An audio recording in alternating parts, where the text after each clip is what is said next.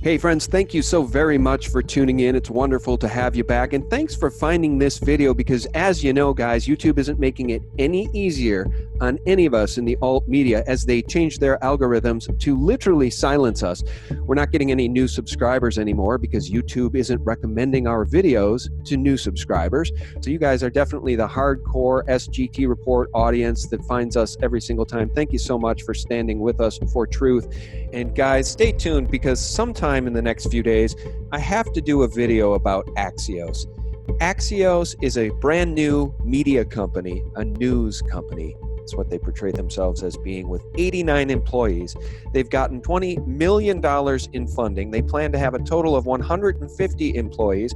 They get complete and total access to interviewing Google CEO Sundar Pichai, as seen in this piece. And if you look at their YouTube channel, they only have 7,000 subscribers. And this particular video, this exclusive interview with Sundar Pichai about YouTube's practices, has 823 dislikes and only 31 likes. This is a company, a left-wing, establishment-built, establishment-funded, establishment media company with 89 employees, with 7,000 YouTube subscribers and $20 million in funding.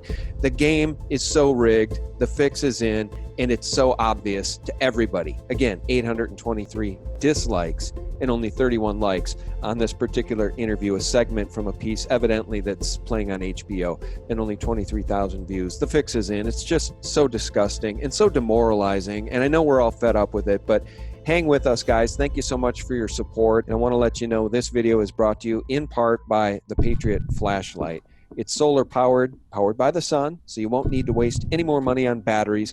The Patriot Flashlight has a life-saving emergency strobe along with 4 other unique lighting modes, and you can charge your phone anywhere because it has this handy USB port. Other features include a compass, rope, and wire cutter, and a glass-breaking hammer, which comes in handy should you ever find yourself in an emergency in your car and you need to get out. And the Patriot Flashlight is obviously a perfect gift for Dad on Father's Day. So pick one up while supplies last. You can use promo code SGT20 to save 20% off. So get one for Dad for Father's Day. It's the best flashlight on the market. I'll leave the link below this video.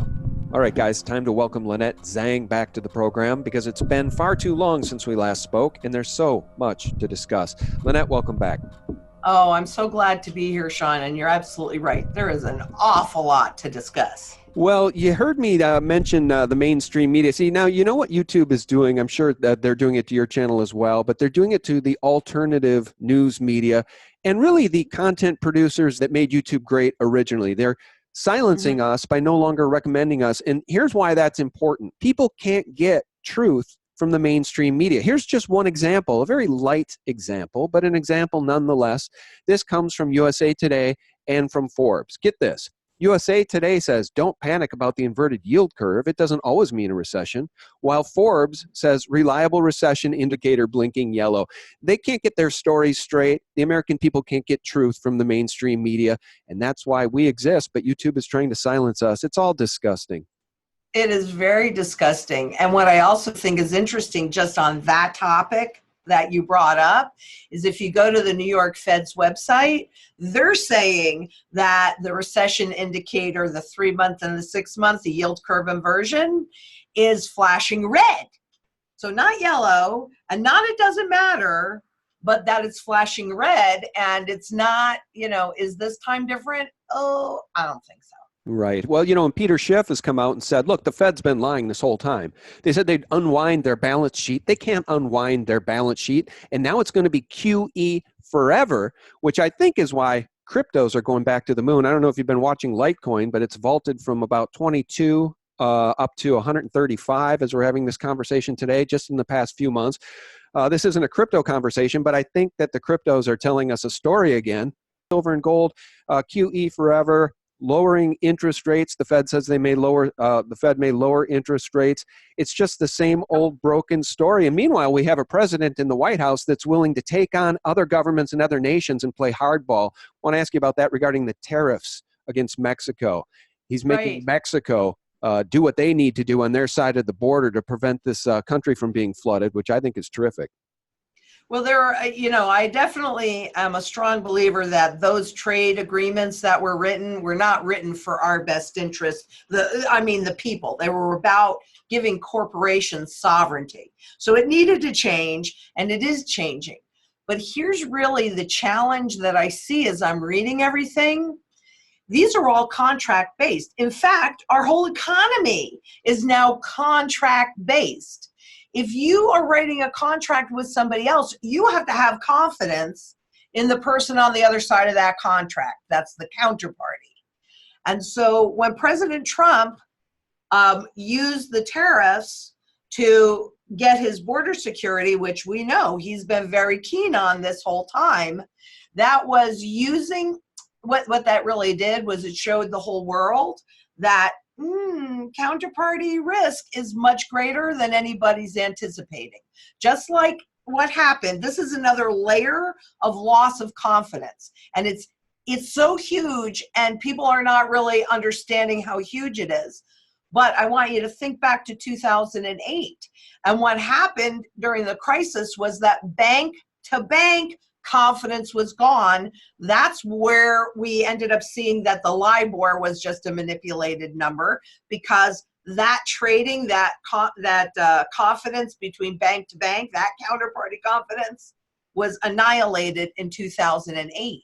And then in 2015, you had the central banks still had confidence in each other. And of course, they're all members of the IMF, 189 of them. So they're all there and they're meeting. And every day, Switzerland is saying what an important an important relationship their currency has to the euro dollar, and they're going to maintain it.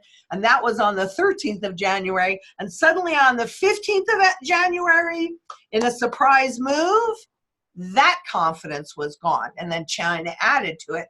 But the confidence between central bank and central bank, gone 2015. And now all of the central banks know that they're going to do what's in their best interest first, regardless of any other agreements that they have with central banks. So now, with all the global trade agreements being renegotiated, which I am fully on with you, they needed to be, because they gave corporations sovereignty over governments, and governments are supposed to represent you and me. So I'm totally in agreement with that, but it still undermines global counterparty confidence at a time when we're renegotiating all of those contracts. And I think there is a big accident waiting to happen. I think that was a black swan event, because nobody expected that. And even though he walked back the tariffs, that doesn't matter. Everybody now knows that counterparty confidence, I'm not sure that it's very strong anymore. Well, let's just look at it, though, pragmatically. If Donald Trump wasn't in the White House and Hillary Clinton was in the White House, paint the picture for us about how badly we'd be in shape, because the borders would be wide open and Mexico would allow, none of this would change. We would continue to be flooded by illegals. And I guess, by the way, you can't say that now on YouTube anymore. You can't criticize anyone for their immigration status. That's part of their new policy change. So we literally are now off limits talking about political topics, the sovereignty of our nation. Donald Trump seems to stand for the sovereignty of this country, whereas Hillary certainly would not have. So that's the good news. He's willing to play hardball. I definitely agree that Hillary was just more of the same. So, on some levels, when you're talking about counterparties, right, you're not getting any change, so you're not getting any backlash. So I'm not making a judgment on whether or not, because I personally agree with it, and I even did videos on it, a while ago about all of those trade agreements. So I absolutely know that it needed to happen. Here's the thing. This is why we need to have a reset, though. And this is going to lead us into that reset. Does that make sense to you? What? No. There's no purchasing power left in the currency. Interest rate, they can't raise interest rates, so we're looking at zero. Look at Japan as an example, because we've got, 20, 30 years of history with them being in this same place. So, and the reason why it was allowed, because everybody agreed. But could we be Japan for the next 20, 30, 100 years? No, the system has to reset. And something will create an excuse for that reset. And my bet is that it's about confidence. And what this shows me, aside from whether it's right or wrong or whatever, what this shows me, you know, you only have so many levels of confidence. Right. And today, the only thing that's really keeping the system together is public confidence in the currency and in the leadership. And in the leadership, I'm really not talking about Trump so much, I'm talking about the central banks. Well, let's talk about that. You and I have talked in the past about interbank lending hitting all-time lows. And so confidence, if we're going to talk about confidence, we need to talk about that because, you know, when I have Bill Holter on, he says, when the credit markets seize up, it's game over. Well, if I just type in credit markets seizing up, we can go back to 2008 with an article from CNBC. And in December of 2018, credit markets are freezing up, NASDAQ.com. This is a story that continues, and it makes me wonder if this is why the central banks are buying so much gold, because they know sooner or later it's going to be game over. Exactly. They know this. So, you know, they don't want you to think of gold as a safe haven asset, but it's actually a savings-based money. Because all of these fiat products, these stocks, these bonds, these derivatives, all of this stuff, they are intangible. They exist in one place only. Whereas when you have gold money, which takes effort and energy to pull out of the ground, but here's the difference between that and, say, digital currencies, is that you have use across every avenue of the global economy. In fact, when I went to France, I was fortunate enough to be able to eat in a Michelin star restaurant, and there was actually gold. I think Megan posted it. There was gold on my food, on my dessert. It was delicious. But you know, but it's used in the financial system, it's used in engineering, it's used in medical, it's used in jewelry, it's used everywhere. So you always have demand for it. Whereas with these other fiat Wall Street products, it's used one place. So when the credit freezes, you can only draw from one place. Did that make sense? Yeah, it does make sense. But let me ask you a question. Let's circle back. You're talking about a reset. A reset needs to happen. Are you talking about a reset with the Federal Reserve in our country, or are you talking about a global reset that would include the ECB? And I mean, you're talking about a global event? Yes, absolutely, 100%. We wanted globalization. I remember being a young stockbroker because I started in '86. And all the talk around me was about globalization and the shift, because once we shifted and handed the power, 71, handed the power over to the central banks, that's about debt and that's about leverage, and the banks became the most important area of the economy. And corporations, I mean, these are private corporations. So what? It was 94 when China pegged their yuan to the US dollar. And what did that do? That let the American manufacturers know or anticipate the profits that they could generate, and it was a whole lot cheaper. Chinese workers were a whole lot cheaper than US workers. So it shifted manufacturing. I mean, I remember I went to a school in Fairleigh Dickinson, which is in Teaneck, New Jersey, and a boyfriend at the time's father worked in the garment district in New York. And so we went to Manhattan. It was hustling and bustling. It was the center of fashion. There's no manufacturing done there anymore. Oh, there might be a little bit, I don't know.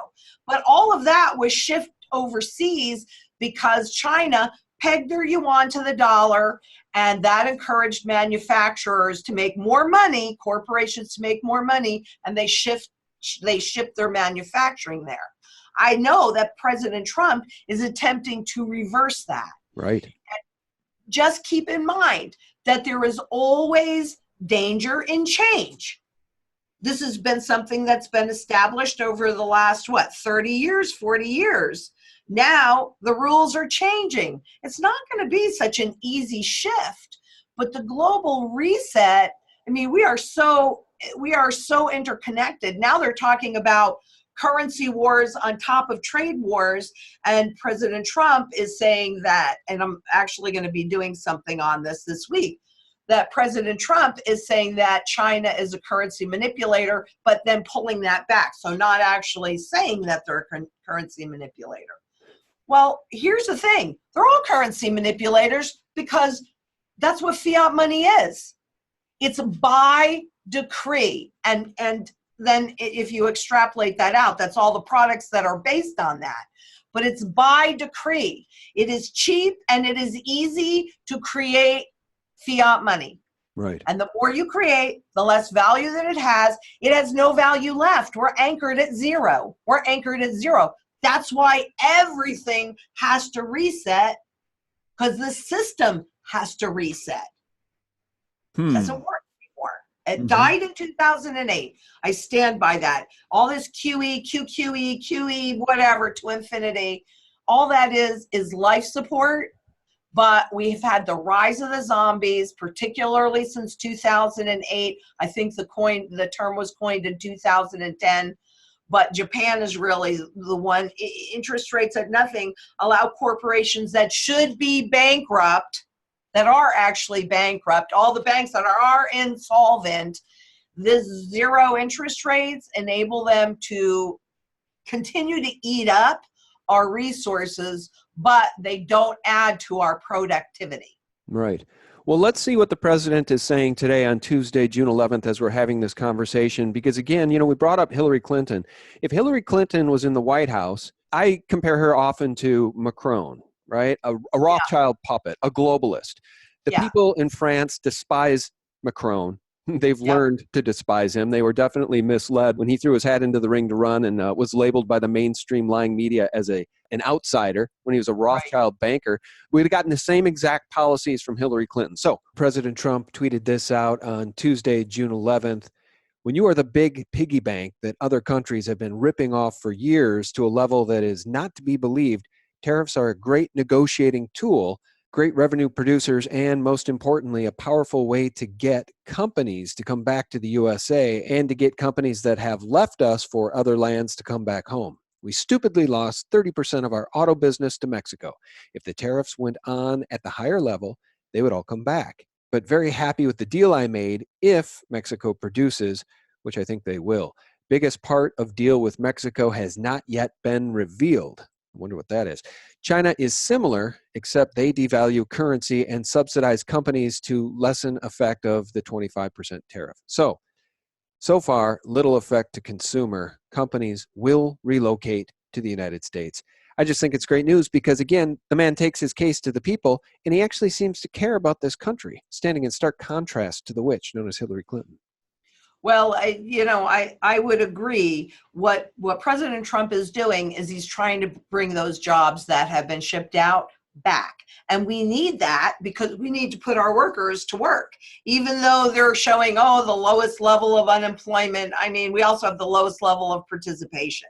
So there are all sorts of ways to fudge those numbers. But think about how disruptive that is to our supply chain. I'm not saying he shouldn't do it. Please don't get me wrong. But what I'm saying is it is an accident. It is a black swan accident waiting to happen. And there could be any number of things. There's also Brexit. There's also the Italian banks. You alluded to the lack of liquidity. There is no liquidity in these markets other than what the central banks are providing, or tax changes or what have you, but that liquidity freezes. It can freeze, although central banks can just print. I think we're headed to modern money theory where you don't even have to worry about issuing bonds in order to create money. You just create the money. And as nice as that sounds, really, there's really no such thing as a free lunch. And that's how Venezuela, Argentina, Germany, that's Turkey. That's how it all happens, because you start to just create money from nothing.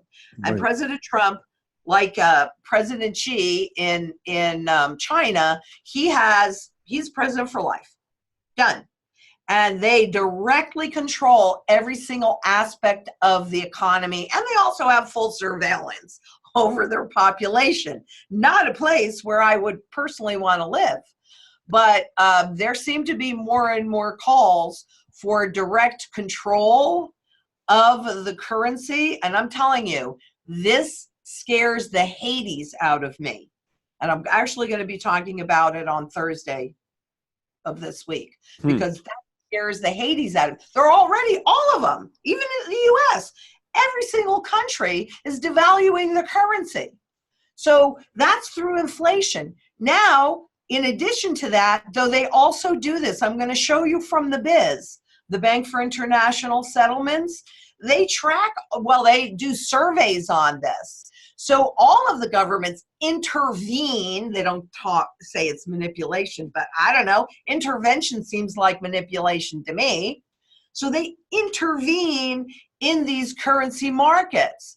That is, and it's just a joke to call another country, frankly, a currency manipulator, because everybody's doing it. So that's like calling the pot calling the kettle black. They're both black.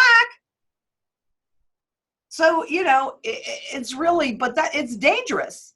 Where they're headed, where everybody is headed, with direct control of the value of the currency in relation to other currencies. Because we already know we have no purchasing power left. I mean, this is hyperinflation just getting, it's happening. I mean, it scares the heck out of me. It really does. I'm telling you, I'm watching this, and here's that black event. Yeah, as we've discussed many times, I think the inflation is really hiding in the stock market, right? So we see it in the asset prices on Wall Street. So the rich get richer.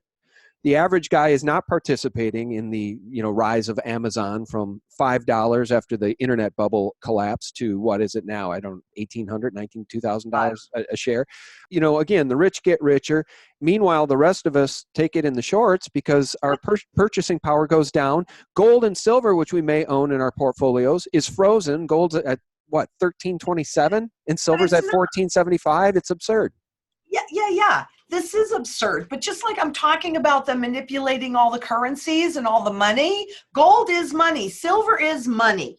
And a rising gold and silver price, but particularly gold, is an indication of a failing currency. So at the moment, it benefits them to suppress the price. And you talk about the rich getting richer and everybody else getting poorer, and say, look, this is their opportunity. They're buying gold hand over fist. And JP Morgan is buying silver hand over fist because they manipulate the price low. They know how severely undervalued it is. Why aren't we taking advantage of it?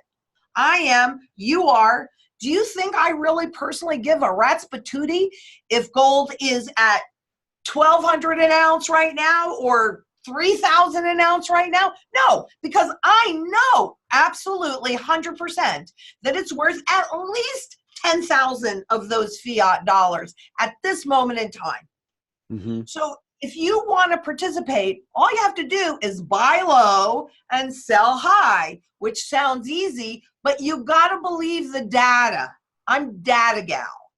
And I can tell you that when it is time to do the reset, when everybody has felt enough pain to accept anything they want to shove down our throats, look at Venezuela, then they reset it. And in terms of fiat, gold will go and probably surpass, because that's what always happens, its fundamental value at the same time that these fiat money products, all of these stocks and these bonds, but also real estate, that's where the inflation is hiding. All of that will lose that inflation value in relation to gold. Then you take your gold and you begin to convert it into real, tangible, income-producing assets that are flipping dirt cheap. Right. Not rocket science. It's happened over 4,800 times, and we're in the same place. So what is the most likely outcome? Most likely outcome is we're going to get the same kind of results. So I just keep accumulating. And when they push gold down, I say, and silver, I say, thank you very much. And I take advantage of it just like they are. What are the smartest guys in the room doing for themselves? Right. And how do you know when it's time to shift from the gold into those other assets? Again, there are patterns. There are recognizable, repeatable patterns. This is what I try and help people see in all of my videos. All you have to do is know where to look to see what the smartest guys in the room on any given topic are doing for themselves. And if you can emulate it, it's real simple. Do it. Right. Well, let me. Gold and silver. So should you. Right. Let me ask you this before we part ways. I want your view on the dirty Democrats. Now, again, my hat's off to the president for playing hardball with Mexico. You say that could have been and I think it could have been a black swan event, the 5% tariffs on everything Mexico not produces. The tariffs. It's the loss of confidence. It's not the tariffs. Okay, but here's the thing. I love the fact that this president. I love the fact that this president's willing to play a game of chicken with other nations, because in this case, he won. The result was Mexico froze human traffickers' bank accounts and sent 6,000 Mexican National Guard troops to the southern border there with Guatemala to try to prevent more immigrants from flooding into Mexico and thereby, creating these human caravans and flooding into the United States.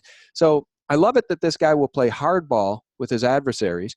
And at the end of the day, we need to look at the 2020 election. We know they're already censoring the alternative media, the same alternative media that helped get this president's message out, that I think helped get President Trump elected. It wasn't the Russians. It wasn't hackers.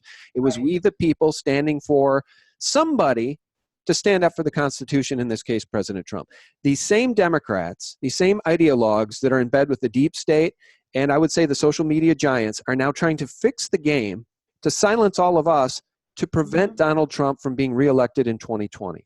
In your view, how do we prevent that from happening? What can we do? Should we do a class action lawsuit? I tweeted out yesterday that I think it's high time that all of us in the alt media got together and talk about the parameters for a class action lawsuit. We've got to get the biggest people who have been silenced to get together and form a class action lawsuit. Do you think that that has merit? What I think is it needs visibility. So if you can get that visibility via a class action lawsuit, because presumably, and I don't know this as a fact, but presumably if you can get 3% of the population to understand or go along with whatever it is that you're trying to do, whether it's to introduce, cryptocurrencies, or to get people to recognize real money, or to get them to recognize bringing the jobs back and de-globalization, whatever that message is, you need to get eyes on it. You need to get people's buy-in. And so if that would give you the most visibility, that's the problem when they censor you. You lose that visibility. Right. A big part, just so you know, and because to my knowledge, and I'll knock wood here, we have not had that issue, but I source 100% of everything that I say. So it might be harder to censor me because there's the proof right there. It's not an opinion. Here's the hard copy from the International Monetary Fund, the Bank for International Settlement, the Federal Reserve. That's why I use those sources. Right. Well, let me tell you this. I'll give you a little inside baseball. When I do economic interviews, when I do anything related to precious metals or the dollar, those are largely unencumbered by YouTube. And certainly those are the only videos I get that are allowed monetization advertising. Anything else that I talk about, the deep state, the problem with human trafficking and pedophilia, any of those others, a lot of the Q information that I've shared, all of that stuff gets immediately demonetized and I think throttled down in terms of views. Our view counts in 2019 are down 40 to 50, in some cases 70% versus last year averages. And I think where we have these people, YouTube and Google, in a court case is because what they're engaged in is tortious interference. I've said it many times. It's when one person intentionally damages someone else's contractual or business relationships with a third party. In this case, us reaching our audience. They are literally changing their algorithms to prevent us from reaching our audience. That's tortious interference. And they're also in violation of Section 230 of the Communications Decency Act, because now they're acting as a curator of content instead of a level platform where they're just a publisher. So everybody knows that. these people need to be brought to heel by this president one way or the other, or they're going to prevent him from being reelected in 2020. Although I don't think they have a candidate. The Democrats don't have a candidate to run against him. I mean, who do they have? Joe Biden? Joe Biden's got almost as much problems illegally speaking and criminally speaking as Hillary Clinton. Yeah. So. No, you know, if you're bringing a lawsuit, the point of that is the visibility. And the timing of it is pretty good because, of course, there's all these antitrust lawsuits, or, you know, Congress is really looking at the size and the control. I mean, as long as it suited them to develop the technology so that they could do all the surveil, they just let them rock and roll. Now that they've got that, maybe they don't need them so big anymore. But, you know, we know that their revenues at these places, Google, Amazon, etc., is down. But it's also greater than a lot of the nations. Oh, I know, but ironically, Google's ad revenue, YouTube's ad revenue is down because of the change to their algorithms, because people aren't watching what they want to watch. And so they're getting fed CNBC videos or Fox News videos or CNN videos, and nobody wants to watch that. You can go downstairs and turn on your cable TV to watch that crap. So YouTube is literally destroying itself on purpose to try to prop up the dinosaur establishment media and to kill off those of us that made YouTube what it is and why people want to go there. So it's crazy. I do think that Google Alphabet has its hands full with this antitrust investigation by the DOJ, though. That's the good news too, because the antitrust investigation is asking one simple question: is Google prohibiting competition, or are they promoting competition? Right. And they're clearly killing competition on purpose to try to prop up the dinosaur establishment media. So hopefully they'll be brought to heel very soon. Lynette, thanks so much for your go ahead. Oh, I'm sorry. That's why I was saying, you know, if you brought a lawsuit at this time, then you're piggybacking that momentum. Right? And those eyes. And that's what you really need. You need a public outcry. You need people to understand what's really happening, aside from the fact of how convenient it is. Because that's how they always sell these lies, is inconvenience.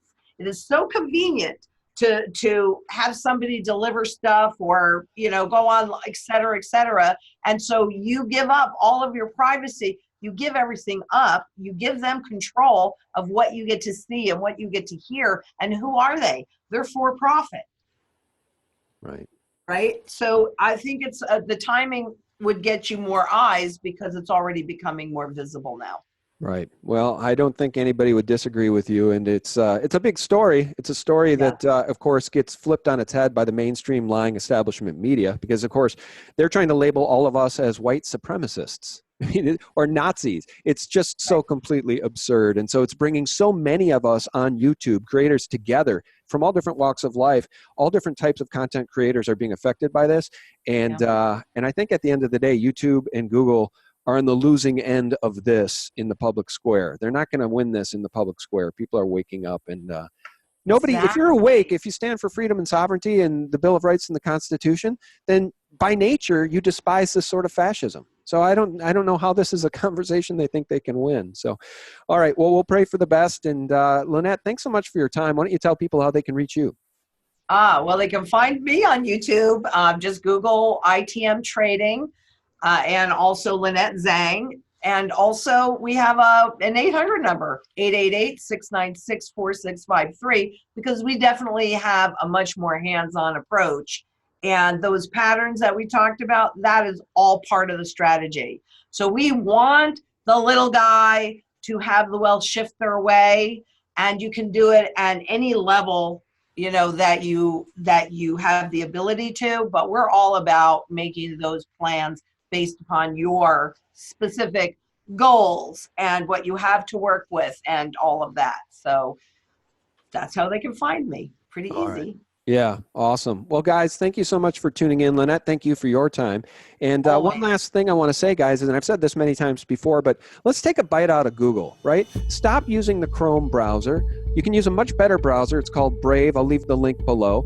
Brave is paying it forward by giving content creators like me an opportunity to get paid BAT tokens. The cool thing about Brave is it's got a built-in ad blocker. It won't spy on you, and it's more than twice as fast as Google's Chrome. So download the Brave browser, give it a try. You'll love it, and if you want to see ads, then they'll pay you BAT, basic attention tokens, that you can use to pay forward by tipping your favorite content creator. So it's a win-win. Take a bite out of Google, use the Brave browser. I'll leave the link below this video. So thanks so much for your support, guys, and Lynette, thanks again for your time. Take care. All right. God bless, guys. And for real news 24/7, visit us at sgtreport.com, the antidote to corporate propaganda and Mockingbird mainstream media lies. God bless. Bye-bye.